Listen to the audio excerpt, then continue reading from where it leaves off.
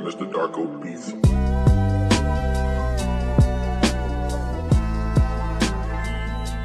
Welcome back and welcome in New York to the Post 90 podcast. It is insane how much we learned from one game, the first game of the season against Miami, which before the game we all would have said, and we did say, that we were happy with a point, but it feels like a bit more of a disappointment than expected to only get out of there with one after the game unfolded. But pretty much going to run through our recap of that game today and share the thoughts from what was way too long of a night in Miami. What was it, 100 and... like 15 or 100 and yeah, almost 120 minutes. Yeah, like closer to 120 than we would ever want for night one. But yeah, like you said, on paper, if you just look at it, a point is great against the players that they have. Obviously, the way that the game unfolded, it actually does end up feeling like 2 points lost as opposed to, gaining a point. But overall, I mean, what are your views on the game? It was a rough start, I would say. I know we were both kind of feeling like it was too much shades of 2024 at the beginning of the game. Just in general, kind of across the pitch with like not a ton of creativity in the attack. A lot of just general sloppiness, which I guess in hindsight makes sense. It's the first game of the season.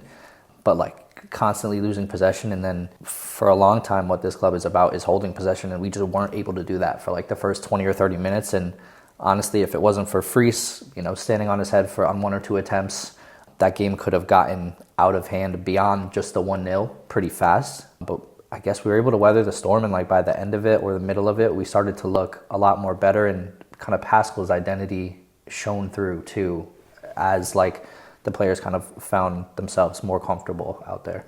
Yeah, definitely. Once they settled down and kind of got into the game, and the outside elements of, season opener, Messi's on the field, Suarez, the bum, is on the field, Busquets, Alba, all those guys. Like, once that wore out, I do feel like our team came alive. But you saw how dangerous Inter Miami was, even with 10 men. Like, they pushed us back the entire game, constantly on the front foot. Even a man down, we weren't really able to, control the game at all, which I think is the most concerning part about it all. But again, I mean, you show resilience to go, force a foul, score directly from that set piece, go on, score a second one. You just couldn't hold on to that lead. And that, I think, of all, kind of shows the shades of last season. Yeah, and maybe we can start by talking a little bit about the lineup. I know we both talked a little bit about last episode what we expected the lineup to be, and one thing you alluded to is that we may see 90 minutes of Tanasevic versus Luis Suarez ball. Thank God. Well, I'll be the first. Pascal, welcome to Tanasevic ball. This is simply what it is, and I hope you've learned your lesson within the first 45 minutes of the season. It seems like you did, because he yanked him from the game. He talked about it in the presser after, he knew he could not leave him out there with the opportunity to have that game go to 10v10. So lesson learned, I pray. I pray Thiago's calf or whatever it is bothering him is healed expeditiously. But with the lineup in general and kind of the subs too, I think there was a way bigger effect of youth than we expected there to be, especially with even once Tanasevic was identified as a problem and needed to be removed.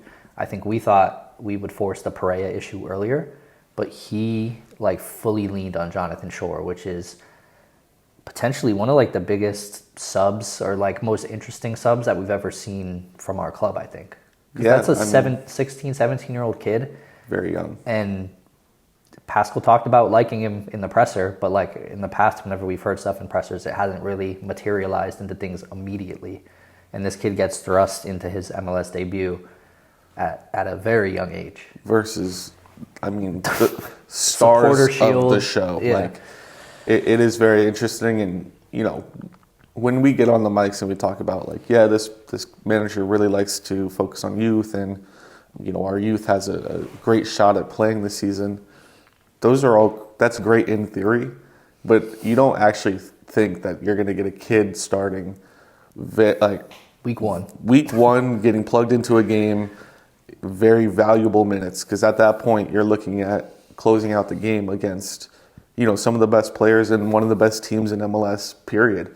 So it just shows an insane amount of confidence and just, I guess, hope for that kid in general. And you have to say fair play to Shore too, who he didn't look like one of the major issues out there. If we were to pick on players on the team, he kind of went out there and did his job. You texted me too, right when I think his first touch was on the ball, was like ripping it from 30 yards out at the goal, and he was like, "Why not? Like, why don't I try it? Like, I'm me." So that was a confident moment for sure. But he looked good. Obviously, we saw valuable minutes from a few different players, including Cavallo, who we stood up on this podcast pretty heavily throughout the preseason episodes that we released. He was, obviously involved in that goal at the end, which, you think you could probably give a little bit more of the blame to Hooley, who decided not to make a tackle or failed to make a tackle, Lunged irresponsibly. Yeah, and really put them in a bad position tracking back. And Messi is just, in a situation like that, I don't know. I felt like we were almost giving him too much respect at times. Like he was functioning out there like a planet. Like if Messi got the ball, like all of our players would kind of crash on him. And then unfortunately that leaves 2 to 3 guys where one of the best passers of all time is going to find open men. And we almost paid for it dearly a few times. So I don't think there was any like starstruckness. I think everybody kind of went out there, did their job. And the amount that we've learned from this one game is just crazy. Yeah, I mean, it's crazy. I mean, the one of the things, the moxie of Micha to come in, obviously he expected to start the game. He probably didn't expect to play a ton of, important minutes early on in the season. So for him to come in, score the goal, and then hit the Ronaldo Sui like in front of Messi, and then in the presser afterwards be like, yeah, that was always my dream to do that. So I was always going to do it. Like, that's just insane. Because, like the entire morning leading up, he's like, oh, if I score, I'm going to. Like, that is the only thing in his mind. And the fact that he was able to do it is just insane. Yeah, and it's like a crazy finish too. I mean, to be fair, he was out there on an island and he was given the ball in a position that was, a high opportunity one for him to score. But like he still had to tuck it past the goalkeeper, past kind of a crowd of Miami people rushing at him once they realized that everything had kind of gone wrong defensively. But good on us too to kind of be able to put together a set piece and actually score a goal off them. That has like long been an issue for us in general. Well, yeah, and I thought like once they made the decision, which we could talk about, I thought it was personally a penalty. I thought it started outside of the box, but he actually kept himself up and ended up going down in the box due to another foul or a continuation. Yeah, it was 2, yeah. But once it was ruled that it was going to be a free kick and it was Maxi, like, I don't necessarily have that much confidence in it. It's a low percentage chance regardless of who's behind it. And I just didn't have a ton of confidence that was actually going to lead to a goal. So I actually thought that we were going to be chasing the game down a goal and them being down a man, which I don't know that we necessarily get out of in the way that we did with the goal going in from Micha. So I don't know if that was like something that Pascal put into their minds, or it kind of seemed in the presser like Micha was just like, I did not expect to get the ball, but like if Maxi's out there, he's going to find you. Yeah. I personally expected Burke to try to put something on frame after what we saw in the preseason, knowing Santi's gone. Like he, at least from those types of angles or situations on the field, like it seemed like it was going to him. That's what I said when I was watching. I was like, this is definitely Burke ripping it. And yeah, somehow, I mean not somehow, but Maxi obviously finds the kid on the angle to put it away. And it's so silly with Miami. I felt like when they finally give the guy the red card, and it is like, I cannot believe they're taking this long to review it. And they kind of screw us on not giving us the pen. And then you have the same thing later in the game where they were reviewing, was it Alenich that potentially gave up a handball? I absolutely did not. But the fact that we spent so much time on that, I was like, okay, maybe these refs are not selling souls for Miami at this point. But like inadvertently, the fact that they wanted to spend 10 minutes looking at something that was like so easily at home to review and realize the ball, the movement was not altered of the ball at all when it apparently passes by Micha's hand. And that is obviously those extra minutes that they spent figuring out if something is clear and obvious is what becomes the leash for Messi to be magical at the end. Right. So inadvertently, they find a way. The refs find a way. The league find a way to help them out. I guess in general, when we're looking at the game, what do you think from a tactic perspective that we learned about Pascal? It's tough because not too much. I think we learned ultimately that like there were times in the game where the players weren't necessarily even sticking to his plan. He mentioned in the presser, I believe he was asked, was the plan to, let Miami have possession and try to beat them over the top, or with through balls and things like that. And he's like, honestly, no. Like, there's just moments where we feel like we can be dangerous doing that, but that was not the plan whatsoever. So it's tough. Like, in the fact that Miami goes a man down also throws off the game plan, because at halftime you go in and completely change everything. Right. So I don't know that we'll ever truly know what the original game plan was, because it was so scattered, and then there was the red card, and then we get into half and everything changes. So I don't really personally know too much, but what do you think? I was going to say, I think, definitely with the long ball approach, like you said, like every dead ball foul that we had amongst the back line was Burke blasting a ball upfield, left foot, trying to find Hannes, who was honestly like pretty MIA this game. If we had to pick a player from the 11 to highlight for a poor performance, like he effectively did like nothing out there. He had that one good ball to Alonso. Yeah. Which was one good ball too late from what would have been probably was the that dagger. The one where the guy flicked it he caught it with his heel, the Miami No, defender? the one that I think the keeper caught with his butt. Oh, okay. Oh, yeah. That yeah. one. Yeah. And there were countless balls that should have been played where he felt a bit selfish. I think even the commentary talked about it at one point. They were like, "Oh, find Alonso through there." And he's like, he takes it on his own and dribbles it. Yeah. That's like literally what I think we all were thinking watching. So that, I feel like potentially Hannes' inability to produce much there probably had an effect on how much Mitra was able to get into the game from an attacking perspective too, when not on a set piece. And I feel like that kind of worries me. We also saw Julian come in on the left wing, who otherwise should be the guy taking Hannes' role. So I'm not sure long-term what that kind of means for the season. I don't want to see production from Tavon or Mitra die out on that wing because Hannes wants to five-star skill himself into the corner and lose the ball to an opposing team's throw-in or whatever it is. But that I think is the most worrying moment, or the most worrying part of our team at the moment. Yeah, well, and it also goes back to, I know you kind of put him up on I guess the cue to be in the 10 role, but I would say that game gives me a lot of red flags, alarms ringing of like, if he doesn't have the vision required to play wing, where it's a lot more open and it's a lot less crowded, plugging him in the 10 might just be a death sentence to that man's career at NYCFC. Like, I don't know that I was supportive of him being the backup 10 and getting some minutes there, but I just don't know how you look at that game and his vision and think he'll do anything in the midfield. Yeah, at all. I feel like walking back on that isn't necessary, or more importantly, the Maxi part, because Maxi had what I thought was a pretty good performance. Yeah, that Maxi is obviously, I guess he's the guy at 10. Like, I don't know, unless we're going to bring somebody in. Like, we don't have anybody at the moment that can fill in there. And he went full 90, right? Or he went full... Well, he went close to 90, and then Perea came in. And I don't know that Perea really played a proper 10. I think it was more like a back, like maybe an 8 or something. But yeah, Maxi went close. He went pretty close to full 90. Yeah, and it also felt like towards the end of the game that we kind of abandoned attacking, which I feel like we complained a lot during the Cushing era.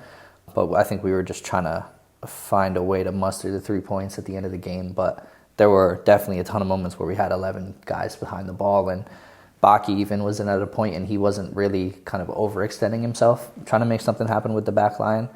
So we'll see, we'll keep an eye on that, what Pascal wants to do when it comes to end of game scenarios where you're trying to close something out, because obviously last season that was a massive issue for us. I can't remember the exact stat, but it was like 7 or 9 games where we were leading after the 70th minute. We either lost or tied in. Yeah. So that's something that obviously has to be fixed if you want to be a winning team.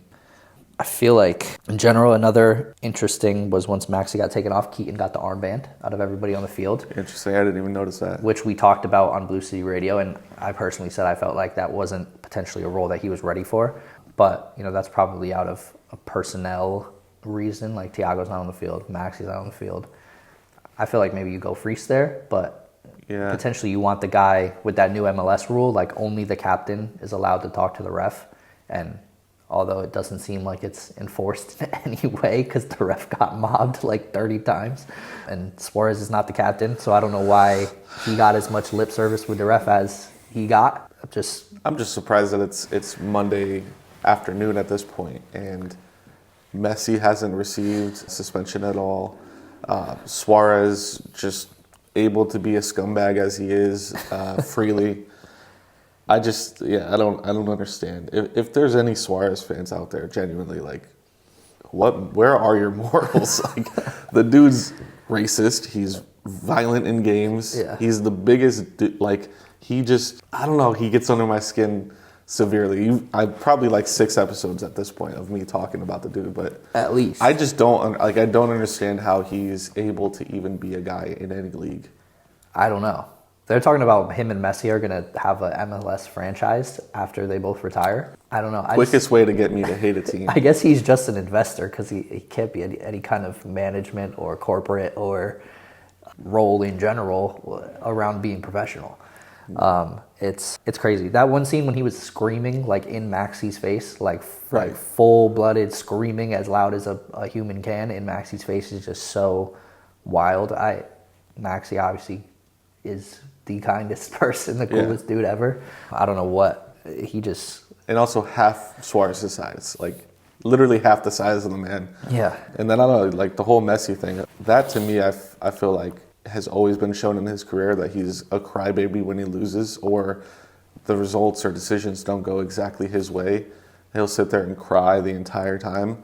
But I feel like him going up to the ref should have been actually his second yellow because he was doing it at halftime.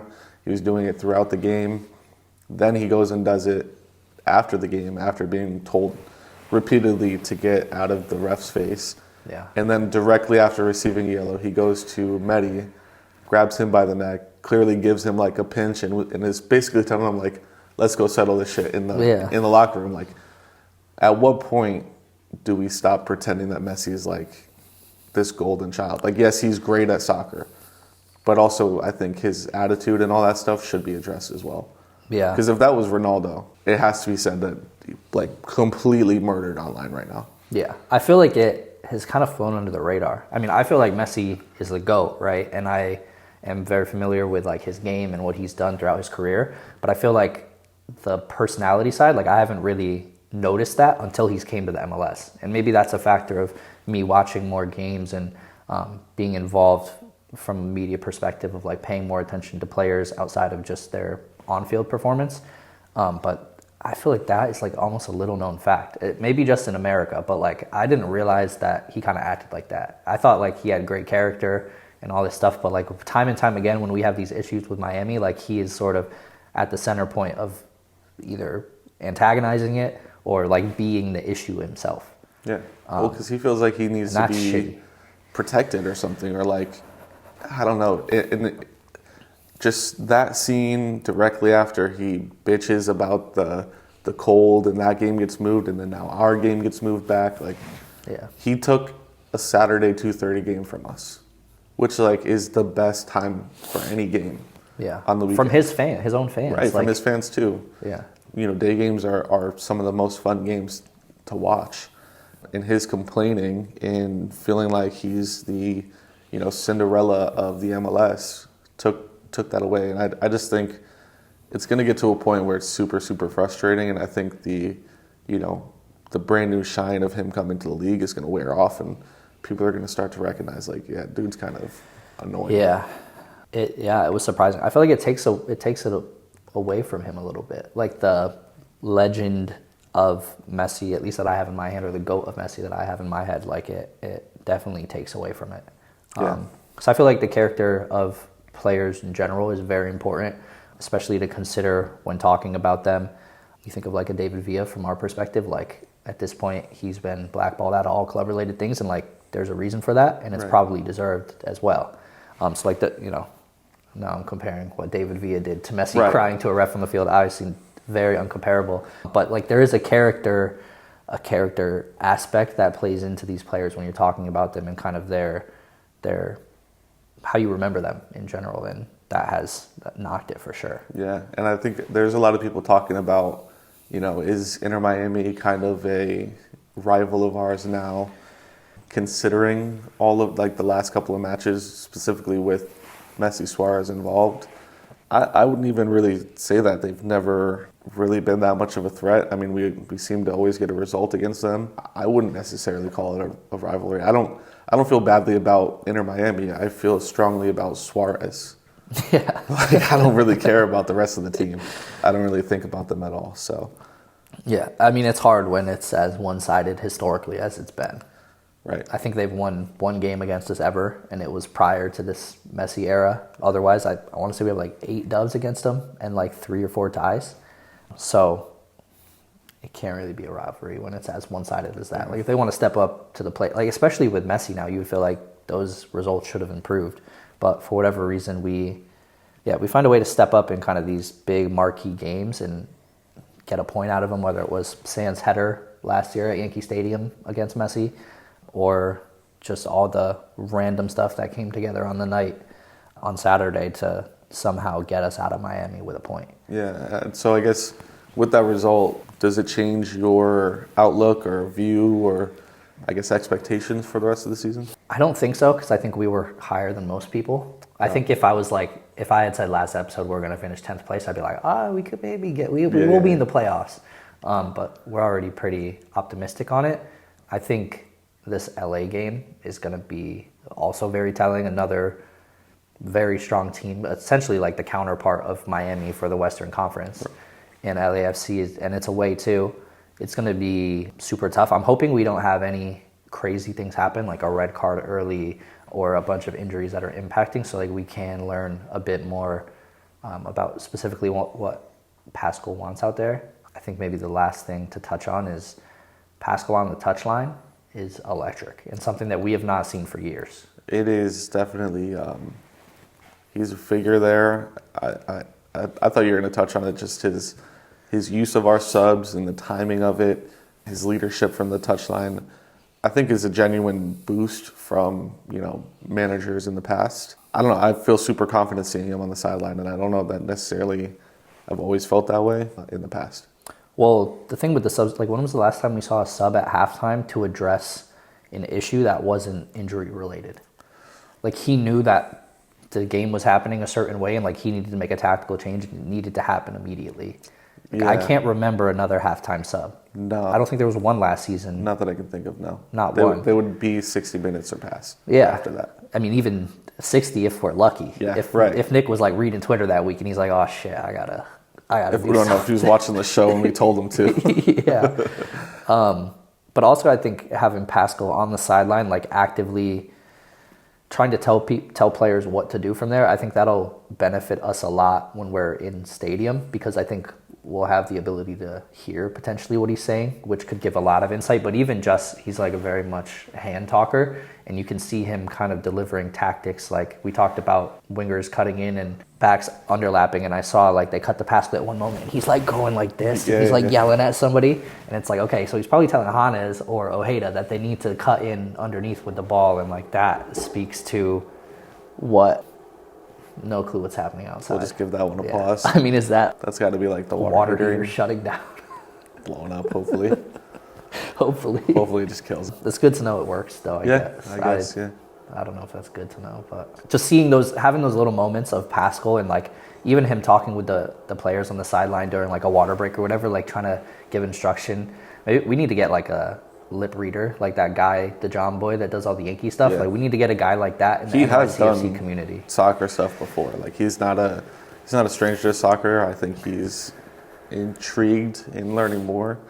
But yeah, no, he's definitely a breath of fresh air. And I thought it was the most interesting in relation to Janssen was Micha's answer when asked, like, how is it playing under him? Like, how do you feel? And he's like, I'm super happy to be playing for him. And I don't know, that just felt almost, maybe this is reading into it too much, but it almost felt like a dig at Nick of being like, I'm very happy to play for Pascal. I'm happy that he's here. But it also could just be like new managers here and I got to kind of butter him up to keep my spot. I don't really know. Yeah. But the way that I read that into that was like, he's happy to not be playing for Nick. And I don't know, that's a little bit... I mean, we never heard That's anything interesting. like that out of players last season. At all. Has to be sad. But I mean, me personally, when I was watching the MLS docuseries that they dropped, when Nick was talking about the team, like I genuinely missed the way that he would talk about the team and the love that he had for our team. It definitely gave me like a little soft spot for him. Again, just a reminder of the way that he was, because he truly did love the team, the club, everything about it. And so we wish him well, but I think we were both happy that Pascal's here and I guess bringing some positive changes that we didn't necessarily expect.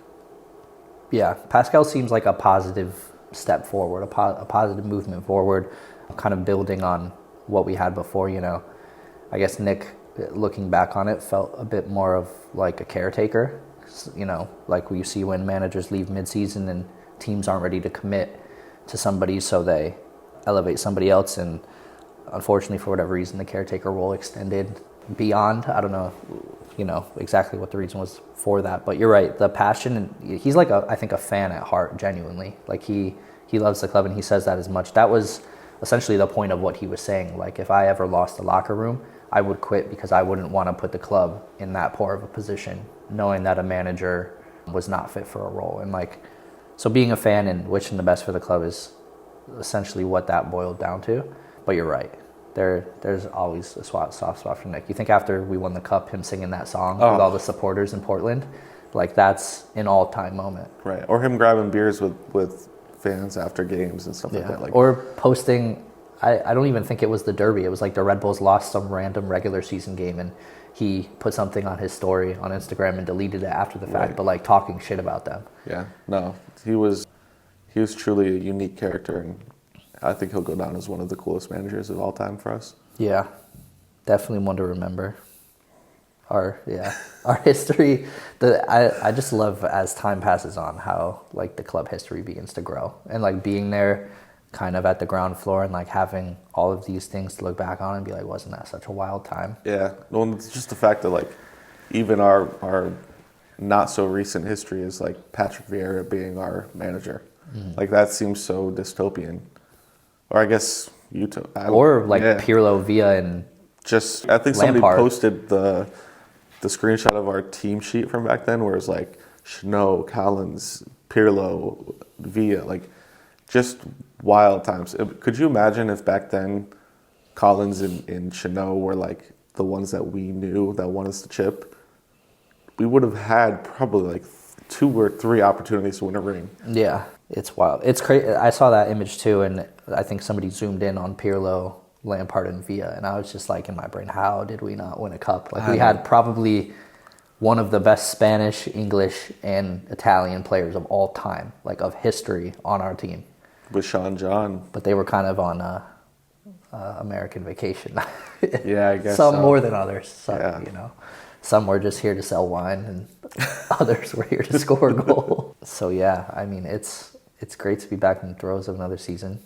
LA is scary, but I guess if we can get a point against Miami, we can get a point against anyone. Oh, there was one more thing I want to talk about. Hack man of the match. What do you think about his performance in general on the day? Obviously, he played 45 in the midfield, and then he played another 45 in the back line.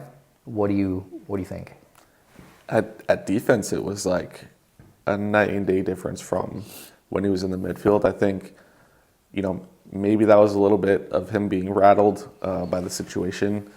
Maybe that's just how effective Messi and Busquets in that midfield were at disrupting our midfield. But, it's I hate to say it, but the first half of the 45 in midfield was pretty shambolic. It was pretty rough. As guys who sat there, the week prior, propping him up every chance we got. I was kind of watching that and thinking like, damn, did we jinx the dude? Like, did we really put this on him?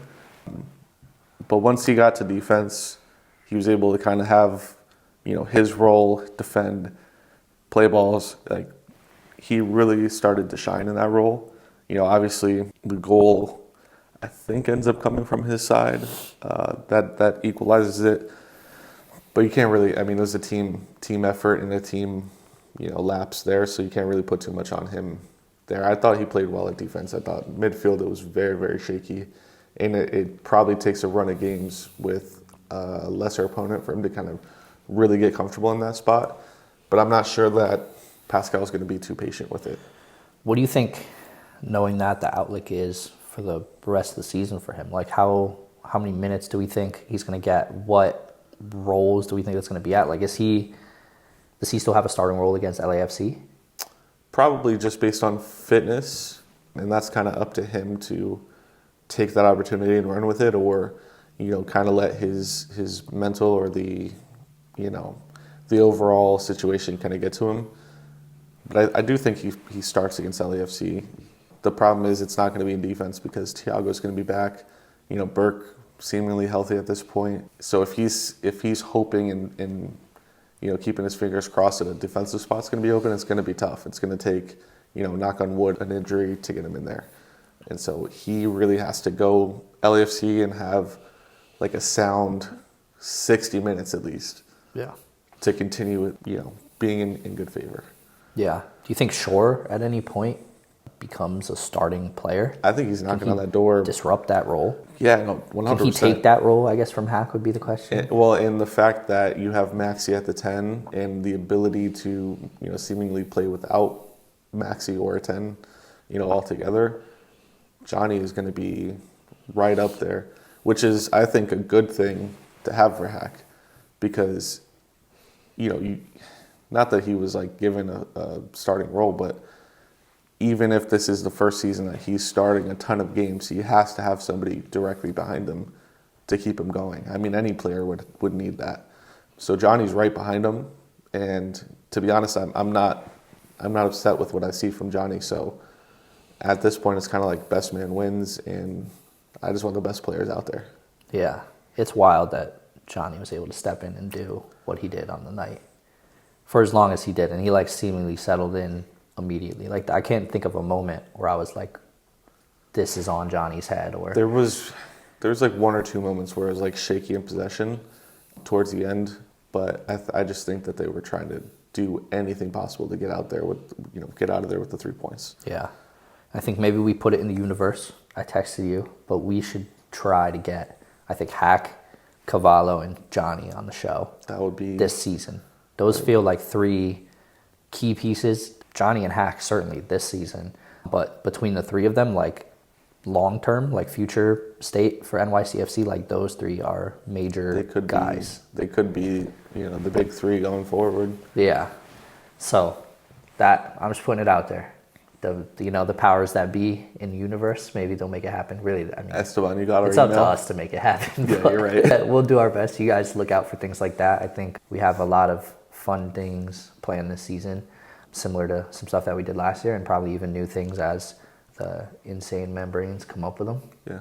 I think we went a whole season without a single guest. I think so. Which is interesting. Yeah. It's not necessarily something that we've been known to do. So might have to get a bedroom guest episode pop in this year. At least one. Yeah. Well, 3 if it is to be. Well, I'm saying from the pod world. Oh, from the pod world. From the pod world. Yeah. We can always call on those guys and they'll come in. Or I guess maybe I was going to say a stadium episode but we were only featured on stadium episodes elsewhere. Right. I don't know what you're talking about, but I guess so. City Boys live streams. Oh, yeah. Talking about, yeah. We'll have to, get those guys in, get Blue City in, get, I don't know, any of the guys from NYCFC Forever, Blue Balls. I feel like Trey is this, I don't know, like a Pokemon that you cannot capture without a Master Ball or something. Without a Truly? Yeah. You put a Truly in the studio, he just appears. Yeah, it's possible. Yeah, I'm sure he would be down to do the show too. So maybe more guest episodes to come. Find a way to do them in the studio. That would probably help in general. But yeah, I think next week we'll do LAFC recap. And then if Blue City drops their over-under episode, which it sounds like they are, we're going to do our reaction to over-under episodes where we grab the lines from Blue Balls and we grab the lines from Blue City and we just give our over and unders because somehow they are better lines makers than the best that Vegas has to offer. No, they need jobs. It truly makes no Vegas. sense. Yeah, if they put up that casino at the Citi Field parking lot, they might be out of the podcast business because they literally could be brought on as odds makers. Yeah. It's scary how accurate they can be. So look out for that. I'm sure we'll have clips circulating of our overs and unders, and we appreciate all the love, people that have been watching the clips. They're definitely popping. A little bit on TikTok, YouTube as well. So find us on either of those platforms. Find us on Twitter, Blue Sky, Instagram. It's all at Post90Pod wherever you are. Somehow we got the handle everywhere. Yeah. Somehow. Well, I don't know how. Unless I bribe somebody. Yeah. So that's episode 151. Yeah. We'll see you guys next week. Yeah. Peace. Peace. Produced by Mr. Darko Beats.